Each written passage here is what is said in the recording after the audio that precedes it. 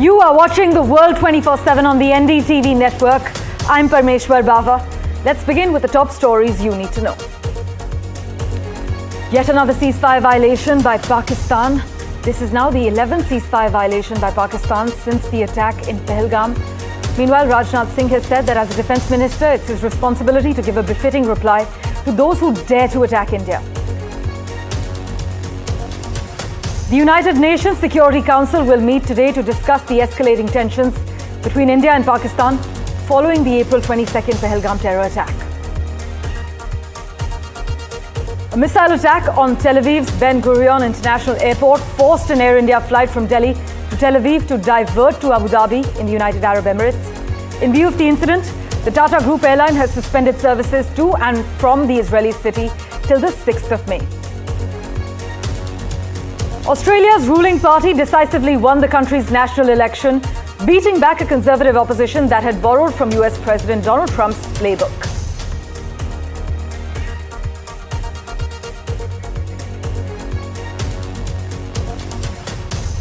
And after making a mark at Coachella and Paris Fashion Week, Diljit Dosanjh is now set to rule the year's biggest fashion event, the Met Gala.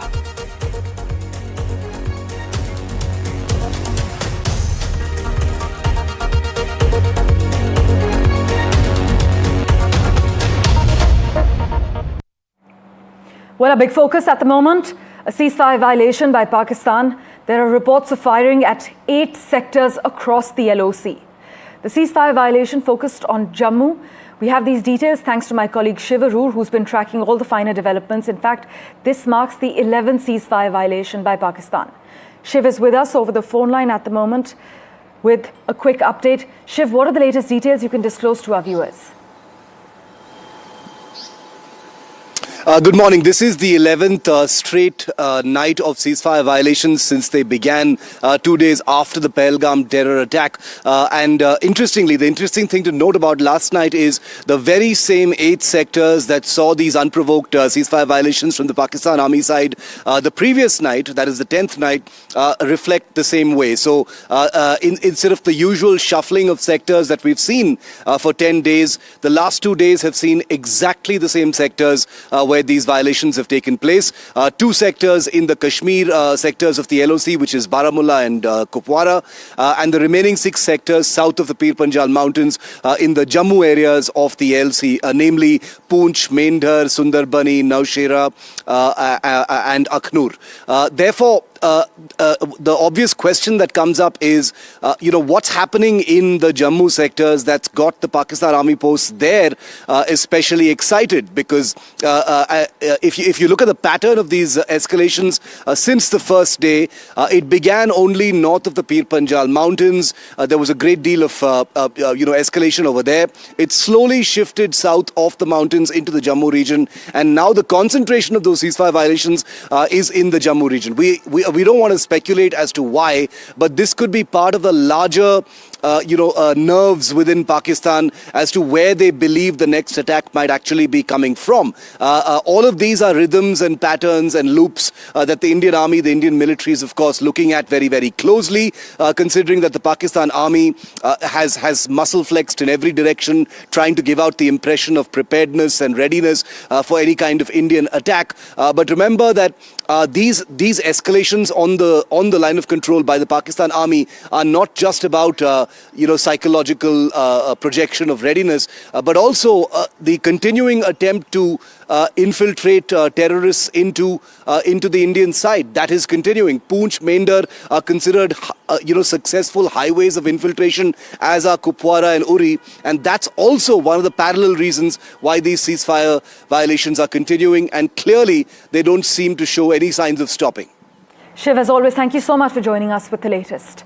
As my colleague Shiv Arur is highlighting, a slew of ceasefire violations by Pakistan along the line of control over the last 10 odd days shows that unprovoked firing from posts across the border are no longer restricted to just 1 or 2 sectors, as was the norm in the past. But they have simultaneously taken place all along the LOC in multiple sectors. In fact, Rajnath Singh, in his first public remarks on the deadly Pahalgam attack, has said that it was his responsibility to give a befitting reply to those who dare to attack India. His remarks came amid expectations of military action by India following the deadly Pahalgam terror attack. Listen in. साथियों, एक रक्षा मंत्री के रूप में मेरा दायित्व है कि मैं अपने सैनिकों के साथ मिलकर देश की सीमाओं की सुरक्षा सुनिश्चित करूं और मेरा यह दायित्व है कि अपनी सेना के साथ मिलकर देश के ऊपर आंख उठाने वालों को मुंहतोड़ जवाब दूं। आप सभी हमारे प्रधानमंत्री श्री नरेंद्र मोदी जी को अच्छी तरह जानते हैं।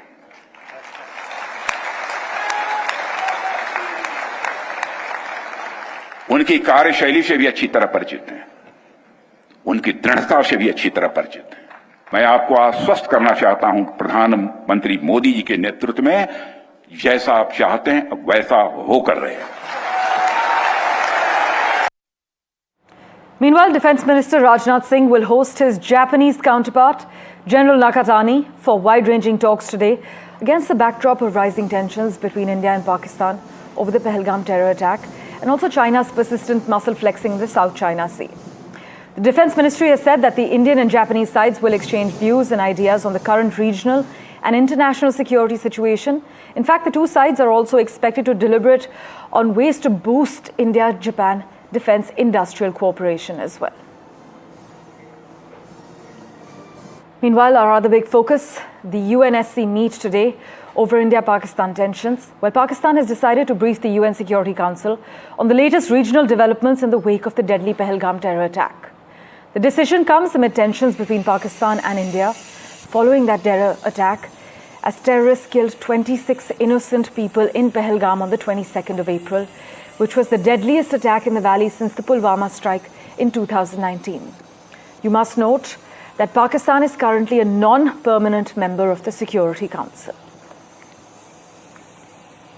Well, in other news, a missile attack on Tel Aviv's Ben Gurion International Airport forced an Air India flight from Delhi to Tel Aviv to divert to Abu Dhabi in the United Arab Emirates, and it will be returning to Delhi as well.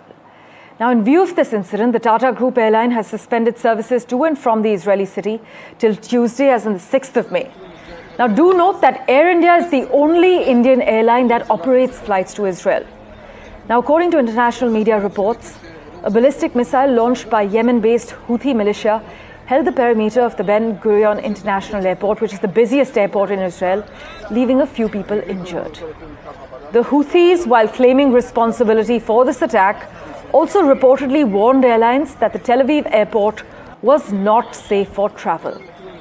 Now, as you are well aware, the Houthis have actually been launching attacks against Israel over the latter's military offensive in Gaza. Just listen in to what the Israeli Prime Minister had to say. אנחנו פועלים נגדם. פעלנו בעבר, נפעל גם בעתיד, אני לא יכול לפרט את כל הדברים. ארצות הברית גם בתיאום איתנו פועלת גם נגדם. זה לא זבנג וגמרנו, אבל יהיו זבנגים. Meanwhile, a probe by the Israel Defense Forces has revealed that a squad of Israeli soldiers stationed near the border with the Gaza Strip had actually abandoned civilians who were sheltering on Zikkim Beach as Hamas invaded the area during the militant group's unprecedented October 7th attack back in 2023. So the troops from the Golan Brigade's 51st Battalion withdrew from the Zikkim Beach without adequately engaging with Hamas militants who arrived by speedboat, and this actually led to the killing of 17 civilians in that area. With that, let's turn our attention now to the United States, where Donald Trump has announced on his Truth Social platform a 100% tariff on all movies that he calls are produced in foreign lands. So in his post, he's claimed to have authorized the Department of Commerce and the US Trade Representative to immediately begin instituting such a tariff, although he gave no details on how it will be implemented. But the film industry has already been feeling the effects of the tariffs, as China in April responded to the announcement by reducing the quota of American movies allowed into that country. China, you must note, is the world's second largest film market after the United States, although in recent years, domestic offerings have outshone Hollywood imports. However, the tariffs would deal a significant blow to Western studios, which includes Walt Disney Company, Paramount Global, and Warner Brothers Discovery Inc., still struggling to rebound after the pandemic. And by the way, weighing in on the possibility of a third term in the White House, US President Donald Trump cleared the air by indicating that he would leave the office after completing his second term without trying to extend his stay. Now, he has said this while acknowledging the constitutional constraints of seeking a third term in the office. And during an interview with NBC's Meet the Press, which aired on Sunday, Trump said, "I'll be an 8-year president, I'll be a 2-term president. I always thought that was very important." Trump had earlier said that he wasn't joking when he said he was considering a third term or even a 4th term as US president. But in this latest interview, the Republican leader appeared to change his stance on the topic and said that despite receiving strong support from the allies to run again, he's aware of the realities standing in his way. And in other crucial news, the conclusion of talks on the proposed free trade agreement between India and the United Kingdom, along with 2 other pacts, may take more time as both sides continue to negotiate unresolved issues, sources have informed NDTV. As per reports, the 3 agreements currently under discussions are the FTA, a bilateral investment treaty, and a social security agreement officially referred to as the Double Contribution Convention Agreement. Sources have informed NDTV that certain critical issues are still there and some more meetings would happen, indicating that although substantial progress has been made, some sticking points do remain.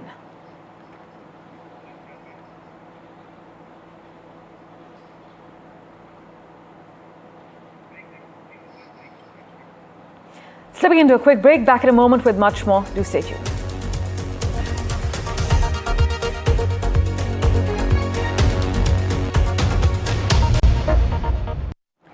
Well, straight to Canada now, where Prime Minister Khani said he'll meet with US President Donald Trump in Washington on Tuesday.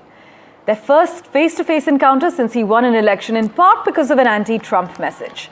This, as the US President Donald Trump has said, it's highly unlikely he would resort to military force to annex Canada, but is adamant that the border separating it from the United States is an artificial line that prevents the 2 territories from forming a beautiful country.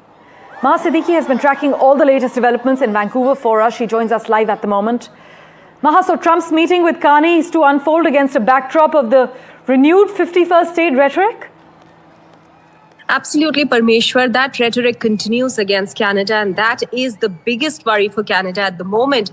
And that is why we are seeing that Khani will not just be negotiating an economic and a security agreement with the US, but has also made it clear that he will be doing so as the leader of a sovereign nation. So clarifying the stand of Canada that it continues to be a sovereign nation and will continue to be one. In fact, this matter was raised in the conversation on the 28th of March, the first one between Donald Trump and Khani, in which Donald Trump is believed to have started off by referring to Canada as the 51st state of the United States, to which Khani had said that this was never on the table and will never be on the table. So this meeting, the first meeting between the new Prime Minister of Canada, Khani, and President Trump will take place on Tuesday in the White House. And not only will the 2 leaders be meeting, but their delegations will be meeting as well.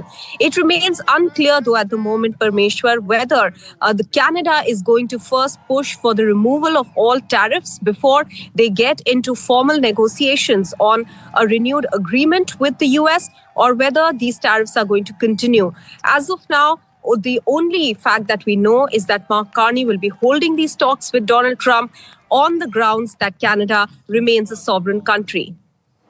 As always, Maha, thank you so much for joining us with the lowdown. With that, let's turn our attention now to Australia, where the ruling party decisively won the country's national election, beating back a conservative opposition that had borrowed from US President Donald Trump's playbook.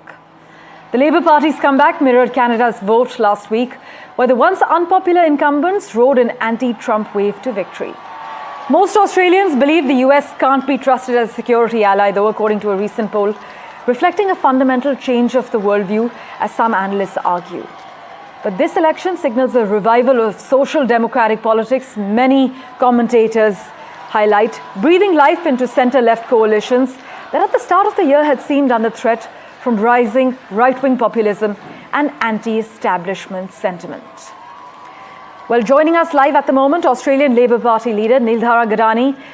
Thank you so much, Ms. Gadani, for making time for us on NDTV. I am aware you're still awaiting your result, but a terrific mandate for your party. Meanwhile, Ms. Khani, what are voters on the ground telling you about why they backed Labour? And was this more about policy or a rejection of Trump-style politics? Absolutely. Thank you so much for inviting me on this platform to represent my party. And before that, I would really want to start to acknowledge tradition all of this land where I'm here, and acknowledging the birthplace where I'm from, India as well. But here, what happened that the Australian Labor Party's policies are so strong, very connected with the people of Australia, and that's where I actually every single day I talk about that. I talk about the health. I talk about the Medicare, which is the strongest part of our one of the policy. We talk about the education for every age group. We talk about the housing, which is so much here, and we talk about the climate. So all the pillars and all the values which Australian Labor Party is holding throughout these many years, which is reflecting each and every policies. Right. And that's what I was sharing with my constituent, and people are looking forward for that, and the results are so clear that 26 million people, Australian, they acknowledge and they welcome those policies. Right. Also, meanwhile, ma'am, recent polling suggests a decline in Australian trust in the US as a security ally. Do you share that concern? And how should then Labour recalibrate foreign policy going forward?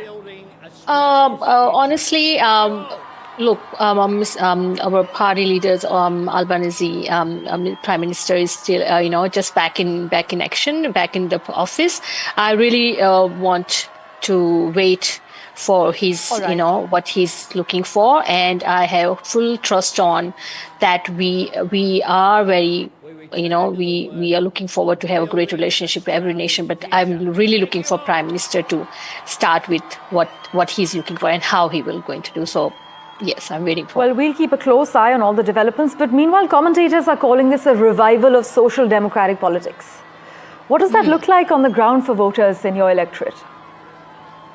I'm on. I'm keep saying that it's more about, we talk about the positive policy. We talk about nothing which is which is divide anyone. It's that is which we as a party member, we value that, and we as a party member always talk about the positiveness, talk about what policy, how that's going to help in this time, which is things are changing in the world and the cost of living is very high. Right. This policy. So this is what I did throughout my campaign and throughout my this many 3 years which we are working on. The best part is here you can see the what happened throughout the campaign, but start to end, the consistency which we make sure that the policy which start with, we continue and consistently strengthening that by giving something which Australians are looking for. We listen and we act, and that's what I want to talk about more.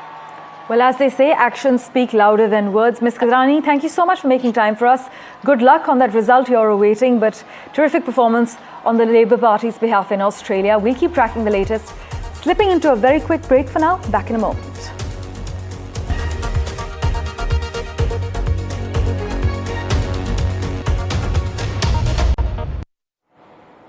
Meanwhile, jury selection is set to begin in New York today in the blockbuster trial of music mogul Sha Digga Combs, who dramatically fell from grace following his incarceration on charges of sex trafficking and racketeering. Sha Digga Combs, who's 55 years old, has been awaiting his day in court since last year on accusations of leading a crime ring that prosecutors say coerced victims into drug-fueled sex parties using threats and violence. Combs has pleaded not guilty to all the charges, insisting that any sex acts were consensual. But at a recent hearing, his attorney offered a preview of his team's defense by describing the artist's freewheeling swinger lifestyle. The prosecution said in court it had offered Combs a plea deal. The specifics were not disclosed, but that he had rejected it. Switching tracks. Well, the area where Elon Musk's SpaceX company operates on the southern tip of Texas is to officially become a city called Starbase, believe it or not. Residents approved incorporating a patch of land as a new municipality, in an election over the weekend on Saturday. And most of the 283 eligible voters are actually SpaceX employees. Well, spoiler alert. The new city, though, covers about 3.9 square kilometers that was sparsely populated before SpaceX began buying land in the area back in 2012.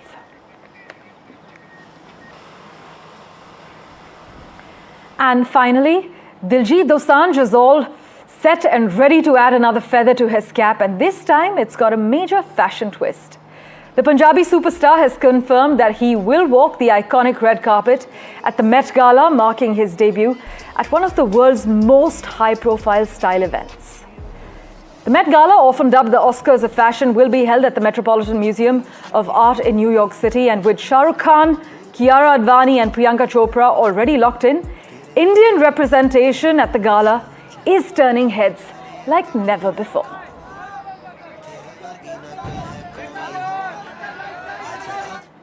Thank you for investing your time and watching this edition of The World 24/7. As always, we'll keep tracking the latest for you. Do stay tuned.